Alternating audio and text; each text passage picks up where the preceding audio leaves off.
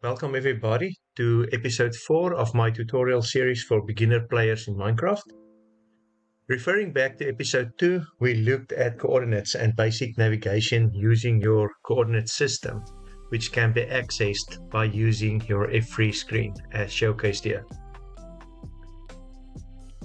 So, while it is good to know how to use your coordinate system effectively and navigate your world, it is not enough unless you know what is going on around you, in the world around you.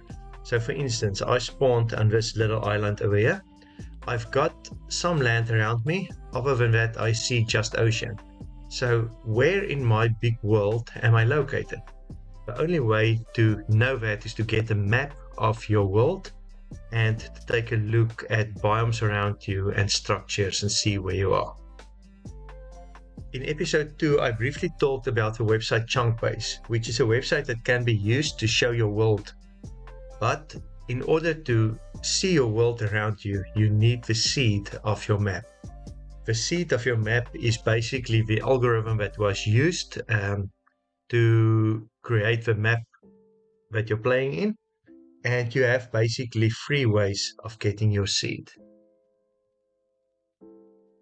If you play in your own single player world, you can use a command in game and get your seed from there, which you will have to either copy or write down.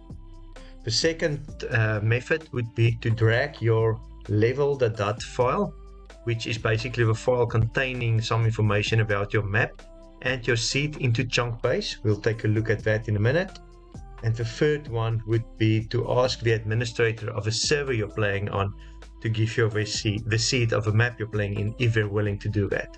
I think server would be the most difficult one to get your hands on, but it is possible if you have access to the people that administers the server that you're playing on. So let's take a look at the command first that you can use to get your seed. That's an easy one. Open your command system and type seed. Easy peasy, hit enter, and it will show your seed to you. Write that down, and then you can go and type it in Chunkbase, and I'll show you in a minute how to do that. Let's take a look at option 2, which is to drag your level.dat file into Chunkbase. That is the file that contains some information about your map, your seed, and so forth. You have to navigate on your computer to your Minecraft save folder, and that would be located under your username, then app data, roaming, Minecraft, and saves. The map that I'm playing in is simply called beginner tutorial, and inside of that you'll see there's my level.dat file, and I can drag that into Chunkbase. Before we can import the level.dat file into Chunkbase, you first have to go to apps and choose where you want your seed to be imported to, so that you can view either biomes or structures. I'm going to choose biome for the moment, and you'll see that a seed has not yet been entered. If you choose option 1 and you wrote down your seed, you can just type it in. But for the level.dat file, that would autofill that for me. So let me just drag that in there.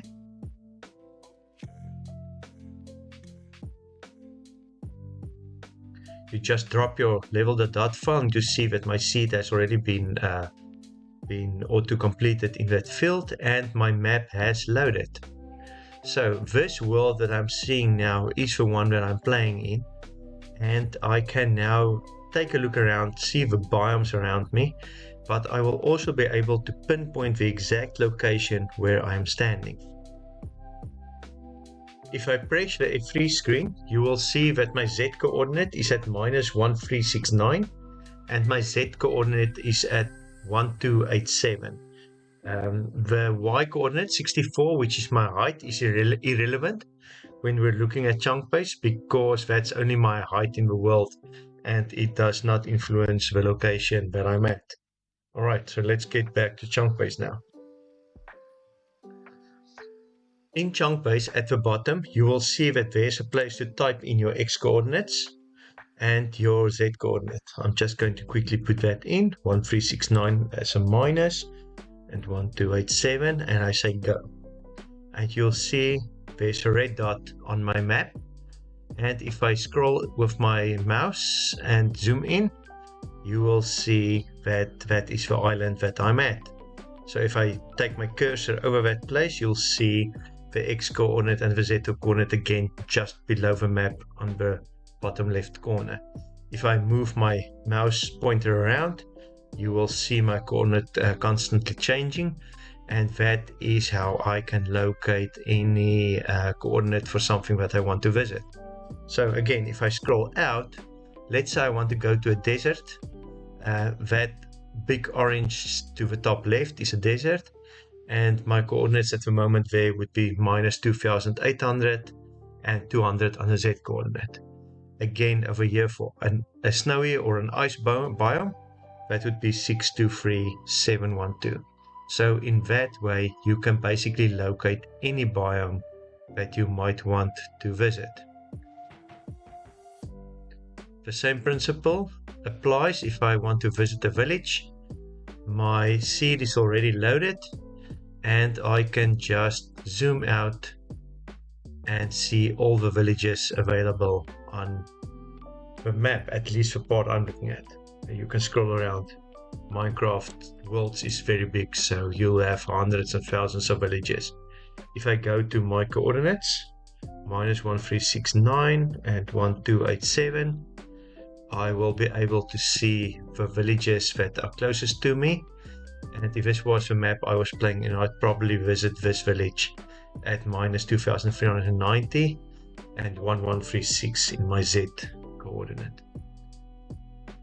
Same mechanics for any other structure. You can visit or at least locate dungeons, strongholds, mansions, mineshafts, everything in that way.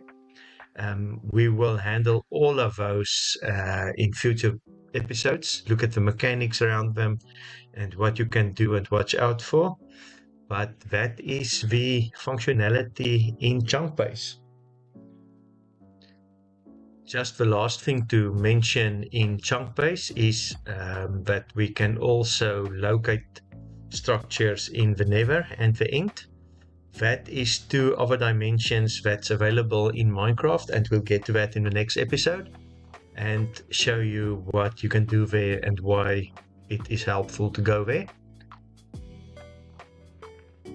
As you can see, I've located the village by using the Chunkbase mechanics for villages, and now we can do a bunch of useful stuff over here and interact with these guys.